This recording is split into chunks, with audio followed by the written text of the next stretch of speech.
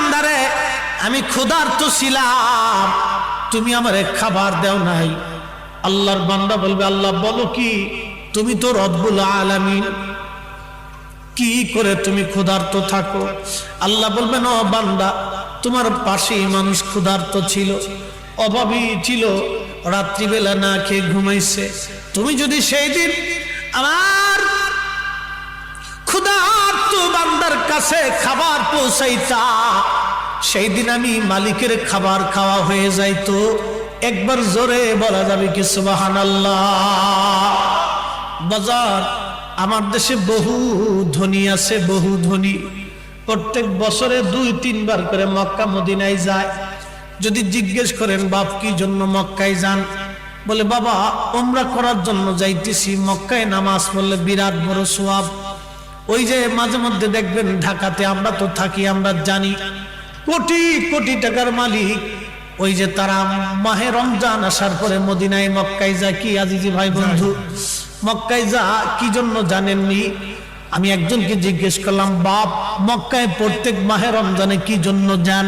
বলে হুজুর আপনি কি জানেন না, মক্কায় 1 রাকাত নামাজ পড়লে 1 লক্ষ রাকাতের সওয়াব, মাহে রমজানে পড়লে তো কোনো হিসাব নাই। আমি বললাম, হ্যাঁ বাবা আমি তো ভালোই জানি। আচ্ছা মদিনাতে কি জন্য যান? বললো বাজান 1 রাকাত নামাজ পড়লে 50,000 রাকাতের সওয়াব হয়। আমি বললাম, হ্যাঁ বাবা কথা তো সত্য, মাহে রমজানে বিগয়রি হিসাব, এটার কোনো হিসাব নাই।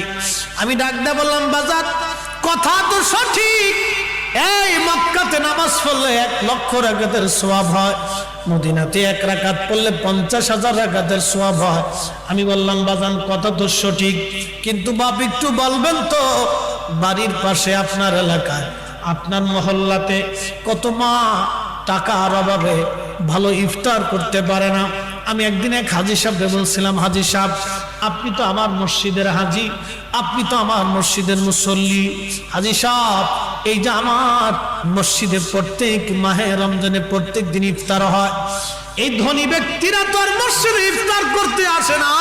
আমি বললাম, বাপ ধনীরা তো সবাই বাড়িতে ইফতার করে, কিন্তু এই মসজিদে যারা ইফতার করার জন্য আসে তারা একবারে দরিদ্র শ্রেণীর মানুষ, মধ্যবিত্ত দরিদ্র, রাস্তা দিয়ে পথিক যারা আছে।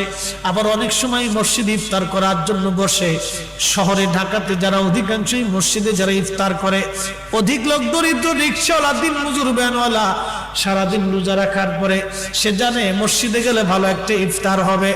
আমি বললাম, হাজী সাহেব আপনি আল্লাহর ঘর তাওয়াফ করার জন্য যান নেকির আশায়, আল্লাহ পাওয়ার জন্য।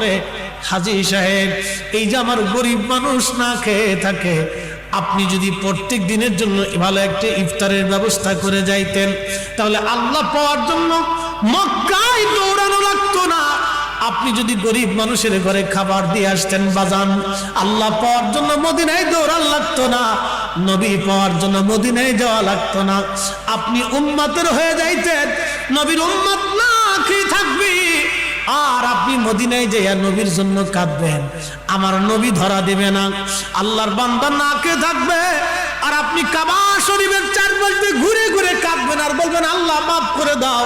আল্লাহ বলবে তা হবে না, আমার বান্দার ঘরে আগে খাবার পাঠাও, আমার বান্দারে খাওয়াইলে আমি আল্লাহর খাওয়া হয়ে যায়, আমার বান্দার আত্মাকে খুশি করলে আমি আল্লাহ খুশি হয়ে যাই।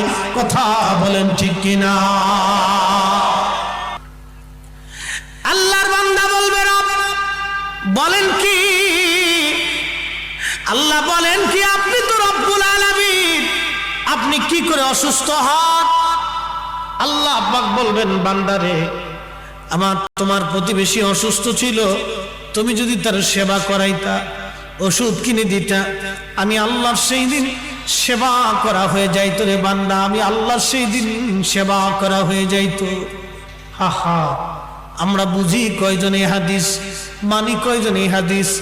আল্লাহর নবী বলতেন, উম্মত প্রত্যেক দিন তুমি খাবারে ঝোল বাড়িয়ে দিবে, এজন্যই তুমি ঝোল বাড়াইবা, কারণ ঝোল বাড়ানোর কারণে তোমার তরকারি থেকে তোমার প্রতিবেশীকে তরকারি তুমি দেবা, তরকারি যদি দাও তোমার খাবারের সাথে সে অন্তর্ভুক্ত হবে, তোমার খাবার থেকে সে অন্তর্ভুক্ত হওয়ার কারণে আল্লাহ পাকের নবীর একটা সুন্নত আদায় হয়ে যাবে।